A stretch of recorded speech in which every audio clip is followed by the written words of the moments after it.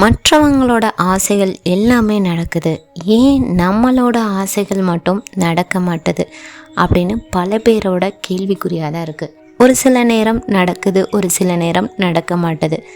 ஒரு சின்ன சின்ன விஷயங்களுக்கு நம்மளோட ஆசைகள் நடக்குது, ஆனால் பெரிய விஷயங்களுக்கு நடக்க மாட்டுது. இது எதனால், ஏன் நம்மளுக்கு மட்டும் இந்த சூழ்நிலைகள் அமையுது அப்படின்னு பலரும் பல நேரம் சிந்திச்சிருப்பாங்க. ஆசைகள் நிறைய பேர்த்துக்கு நிறைய விதமாக இருக்கும்.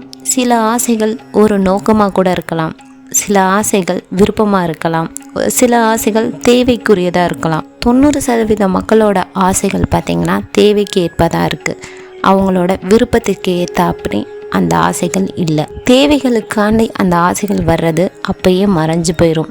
அதுக்கு எதிர்மறை எண்ணங்கள் அதிகமாக வந்துட்டால் அந்த ஆசைகள் இருந்த இடம் தெரியாமல் காணாமல் போயிடும். ஆனால் நம்ம மனசார ஒன்று ஆசைப்பட்டோம்னா அது கண்டிப்பாக நடக்கும். எந்த ஒரு வேலையும் கடமைக்கு செஞ்சோம்னா அதுக்கு பலன் கிடைக்காது. ஆனால் அந்த வேலையை நம்ம முழுசாக விருப்பப்பட்டு செஞ்சோம்னா கண்டிப்பாக அதுக்கு பலன் கிடைக்கும்.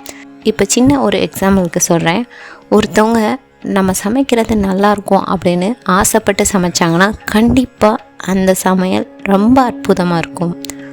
ஆனால் நம்ம கண்டிப்பாக சமைக்கணும் அப்படின்னு சொல்லிட்டு ஏதோ ஒன்று சமைச்சு வச்சுருவோம், வந்துடுவாங்க அப்படின்னு சொல்லி சமைச்சா அந்த சமையலில் டேஸ்ட்டே இருக்காது. இதுதான் ஒரு உண்மையான விஷயம். அதே மாதிரி தான் எந்த ஒரு வேலையுமே நம்ம விருப்பப்பட்டு செய்யணும், எந்த ஒரு ஆசைகளும் நம்மளுக்கு விருப்பப்பட்டதாக இருக்கணும். அந்த ஆசைகள் நம்ம மனசில் ரொம்ப ஆழமாக பதிஞ்சிருந்தால் தான் அந்த ஆசைகள் நடக்கிறதுக்கு நம்மளால் எல்லாமே முயற்சிக்க முடியும். ஆனால் தேவை சார்ந்த ஆசைகளுக்கு நம்மளுக்கு அந்த சூழ்நிலைகளுக்கு ஏற்ற மாதிரி அந்த ஆசைகள் இல்லைன்னா அந்த ஆசைகள் மறைஞ்சு போயிடும். ஏன்னா எதிர்மறை சூழ்நிலைகள் அந்த ஆசைகளை காணாமல் ஆக்கிடும். ஒருத்தவங்களோட ஆசைகள் நிறைவேறணும்னா அதை டெய்லியும் நம்ம நினச்சிக்கிட்டே இருக்கணும்னு அவசியம் இல்லை. எந்த நேரமும் எந்த சூழ்நிலையிலும் அதை நினச்சிக்கிட்டே இருந்தால் தான் அந்த ஆசைகள் நடக்கும்னு சொல்கிறது மிகப்பெரிய தவறு.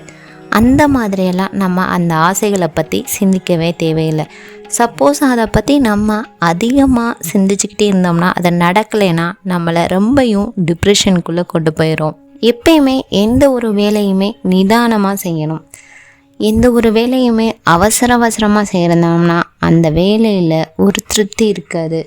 அது மட்டும் இல்லாமல் பதறிய காரியம் என்றைக்குமே சிதறி போகும் தான் சொல்லுவாங்க. அதனால் எந்த ஒரு வேலையுமே நம்ம பதறாமல் செஞ்சோம்னா அந்த வேலையில் எல்லா நுணுக்கமான விஷயங்களையும் நம்மளால் தெரிஞ்சுக்க முடியும்.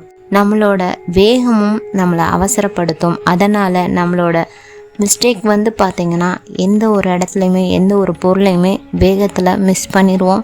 அது மட்டும் இல்லாமல் நம்மளுக்கு அவசரத்தில் பண்ணுறனால தப்புக்கள் கூட நம்ம கண்ணுக்கு தெரியாமல் போயிடும். நம்மளோட ஆசைகள் எப்பயுமே ஒரு சந்தோஷமாக இருக்கணும், எந்த ஒரு தவிப்பும் இருக்கக்கூடாது. அதாவது இந்த ஆசையை நம்ம பண்ணி முடிச்சிடணும் அப்படின்னு ஒரு ஆர்ப்பாட்டமாக இருக்கக்கூடாது. பிரச்சனைகள் இருந்த ஆசைகளாக இருந்தாலும் அந்த பிரச்சனைகளை எல்லாம் சமாளித்து அந்த ஆசைகளை நிறைவேறதுக்கு நம்மளால் என்னென்ன பண்ண முடியுமோ அது எல்லாமே பண்ணணும்.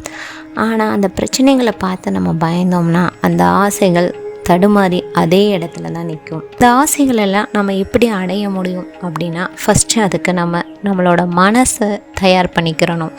நம்மளோட மனசு ஒருநிலைப்படுத்தி இருந்தால் தான் நம்மளோட ஆசைகள் என்னன்றதே நம்மளுக்கு தெரியும்.